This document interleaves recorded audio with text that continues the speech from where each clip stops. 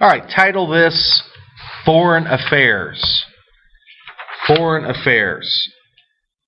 This is going to be an extension of the imperialist lectures that we've had. So we'll just continue here. This is things that are also happening around the world that we are involved in as well, including China. Okay, and that's going to be basically the big story here. Now, for 3,000 years, China has had this history and tradition of staying apart from the rest of the world. Now, that unfortunately for them, that also means they haven't modernized. They haven't kept up. They haven't built a modern army or a navy, and this is going to come into play when it comes to defending themselves. The rest of the world sees them as this source of raw materials in a market, including America. We see this as a market for our goods that we can sell in China. So trouble's going to be brewing. Okay, basically all the European countries are flocking around China like vultures. We're just kind of hovering over, waiting for an opportunity. And we're going to see that with the open door policy, and I'm going to come back to that in a second. Now, since the colonial period, American merchants have carried on brisk trade with China, and especially after acquiring Hawaii, the Philippines, Guam, some of those other coaling stations we talked about. We are going to try to force our way into China, and we're late to the game, and we'll see that in a second. But so we basically need to develop a strategy to get our feet into China. China started getting scared. Okay, they believe that there was too much foreign influence, and actually will try to shut the door on this. And you can go back to 1840 for this, called the Opium War, and it was about drugs with Britain and China. And Britain will actually send in troops. China will demand that the opium is not traded any longer, and Britain will ignore that and send their troops to enforce it. Okay, China was being carved up by France, Germany, England, Japan, and Russia. Okay, in 1894 to 1895, Japan gets into a war with China, and they're going to take advantage of their military weaknesses. Okay, basically force China to grant them access to their ports. Okay, we're going to call this the spheres of influences. Now, the sphere of influence is actually pretty cheap. It's the cheapest way to control an area, because you don't need your army. You don't need to land your army there. You're just basically claiming these territories. And that's exactly what they're going to do. Now, with a sphere of influence, that also states that you don't mess with somebody's sphere of influence, because that could cause a war. And if you look at this, you'll see Russia. Okay, here's Russia's territory, Japan's. That's part of Britain, France. Okay, you don't see the U.S. So we're not involved in here, but we're trying to get in there. Now, how are we going to do that if you don't mess with somebody's sphere of influence? Okay, so that's going to be the challenge. Basically, what they get out of this, they get special trade privileges, and a lot of times what will happen is they'll send people in there to live, to conduct business, and they live under their own laws. Okay, that is called extraterritoriality. Extraterritoriality. And this is very controversial, because while you're living, let's say you as an American go live in China, you live under American law. And that could be very confusing and cause a lot of problems. Imagine us doing that today in communist China. We send our people there and they live under American law where everything's free. obviously that's going to cause a few problems. So same thing here.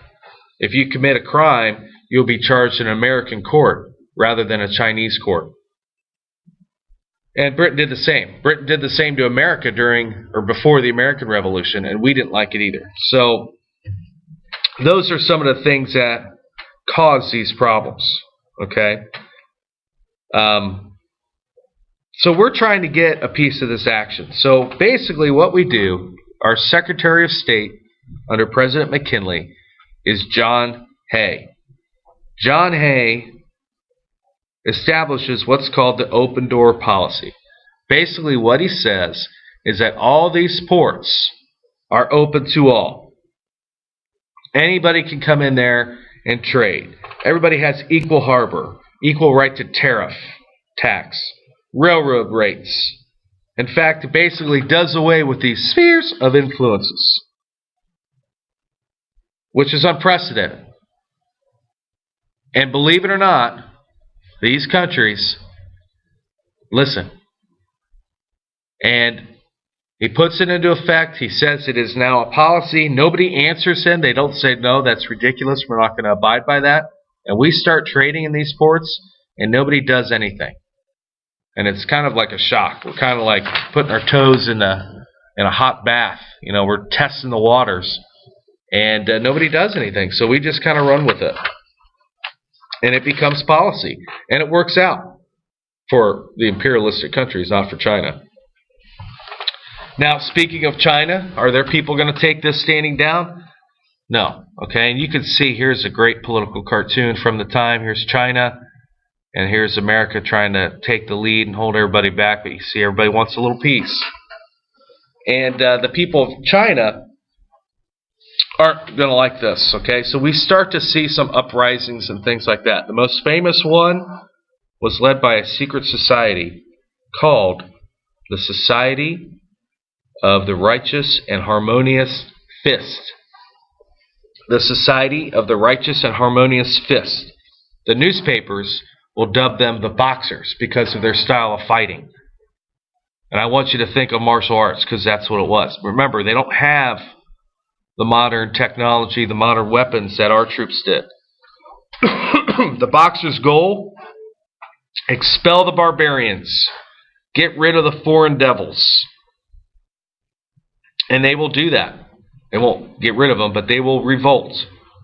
Okay, and they do this by burning anything foreign. They'll burn missions, schools, houses. They'll kill 300 foreigners during this time. And even lay siege to some foreign settlements, including the capital city of Peking. And the response is that these foreign powers, including the U.S., will send in an international force. And there's about 2,500 Americans that participate in this to squash the Boxer Rebellion. And that's exactly what happens. And it's it's very interesting because now you have these foreign armies in China. And it would have been very easy for those countries to just say, hey, we're here, we might as well gobble up this territory. And once again, John Hay steps in, and he opposed the further dismemberment of China and wanted to continue the open door policy and persuades those powers to do the same, and they agree. Okay, now they will make China pay this large indemnity, $333 million for the damages suffered. The U.S. actually gets $25 million of that, and we'll give half of it back as a goodwill policy to set up some good relations. So we'll have great relations with China until after World War II when they switch to becoming a communist country. But we will basically, John Hay talks them into continuing with the open door policy once again. And it's pretty amazing that those countries follow through with that. So the results are threefold. Okay, the results of the open door policy: number one, no further colonization of China. No further colonization of China. Number two, U.S. influence increases in the Far East. U.S. influence increases in the Far East. And number 3, Chinese distrust of foreigners will continue. Chinese distrust of foreigners will continue. Okay, even all foreigners, even the U.S., even though we had good relationship with them, that'll still continue. Well, that is it. Stay classy, Vandalia, and we'll continue later.